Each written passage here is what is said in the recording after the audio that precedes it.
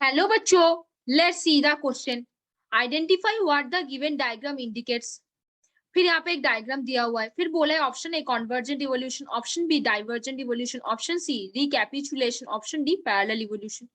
चलो बच्चों, कुछ की कॉन्सेप्ट के ऊपर बात करेंगे, थोड़े से चीजों को हम क्या करेंगे, अच्छे से जानेंगे तो क्वेश्चन सॉल्व करना हमारे लिए दाएं हाथ का खेल है।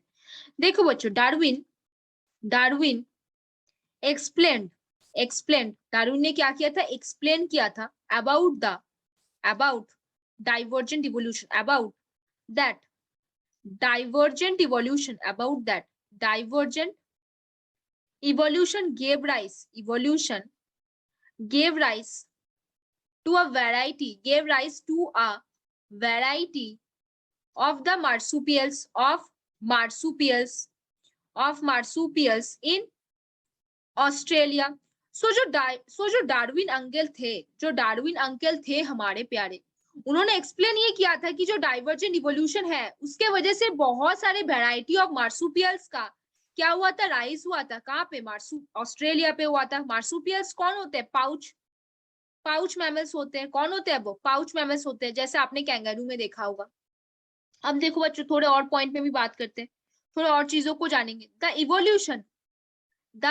evolution of various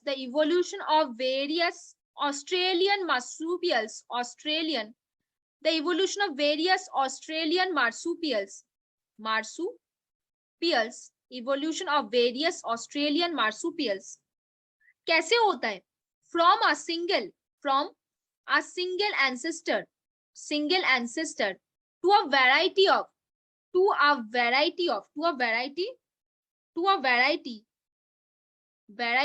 Australian marsupial। ये किसका एग्जाम्पल है? किसका? Australian marsupial. ये किसका एग्जाम्पल है? देखो बच्चों, स्ट्रक्चर्स तो सबके सेम है। स्ट्रक्चर्स क्या है बच्चों? सबके सेम है। स्ट्रक्चर्स सबके सेम है, लेकिन फंक्शन वाइज बहुत डिफरेंट बन गए। तो इसको हम क्या बोलते हैं? होमोलोगस बोलेंगे। तो इसको हम क्या बोलेंगे बच्चों? डाइवर्जेंट इवोल्यूशन बोलेंगे। और ऐसे डाइवर्जेंट इवोल्यूशन को हम और क्या बोल सकते हैं?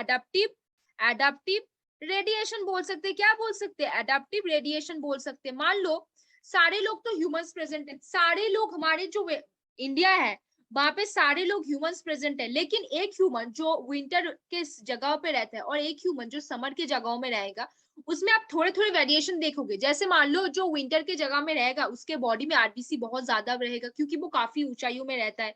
तो वहां पे आरबीसी और हीमोग्लोबिन का एक साथ बनना, जो ऑक्सीहीमोग्लोबिन कॉम्प्लेक्स बनना है, वो मतलब काफी तेज होगा वहां पे। तो उसके बॉडी में थोड़ा सा गाल पे लाल लाल भाव आपको दिख जाएगा, लेकिन जो गर्मियों के सीजन पे रहता है आपको उसके बॉडी में वो नहीं दिखेगा।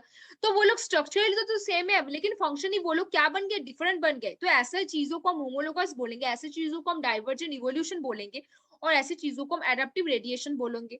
जैसे मार्सुपियल रेडिएशन हुआ एक बेसिक ऑफ एडाप्टिव रेडिएशन है, जो बेसिकली एक डाइवर्जेंट इवोल्यूशन है। जैसे टास्मानियन वुल्फ बना, जैसे सुगर ग्लाइडर बना, जैसे टाइगर कैट बना, मार्सुपियल रैट बना, कैंगरू बना, कोआला बना। तो ये क्या कौन सा एग्जाम्पल है? Example of convergent evolution, that is option A. Option B divergent evolution, option C recapitulation, option D parallel evolution. Parallel evolution तो वो है नहीं, रिकैपिचुलेशन वो तो है नहीं, कन्वर्जेंट इवोल्यूशन वो तो है नहीं। तो वो ये क्या हो सकता है? वेरी गुड बच्चों, आपने तो पकड़ लिया। आपने तो अभी पढ़ा, अगर स्ट्रक्चर सेम है, अगर फंक्शन डिफरेंट हो तो उसको हम क्या बोलेंगे? होमोलोगस बोलेंगे। क्या बोलेंगे उसको? डाइवर्जेंट इवोल्यूशन बोलेंगे। उनको हम एडाप्टिव रेडिएशन बोलेंगे। तो यहाँ पे कौन सा आंसर हो गया बच्चों? वेरी गुड, आपने तो बता दिया, option B will be the answer over here. So ये जो डायग्राम है ये एक एडाप्टिव रेडिएशन को दर्शाता है, जो बेसिकली एक डाइवर्जेंट इवोल्यूशन है। तो यहाँ पे कौन सा हो जाएगा? Divergent evolution, option B will be the answer over here. तो होपफुली बच्चों you understand this question very well. Best of luck बच्चों।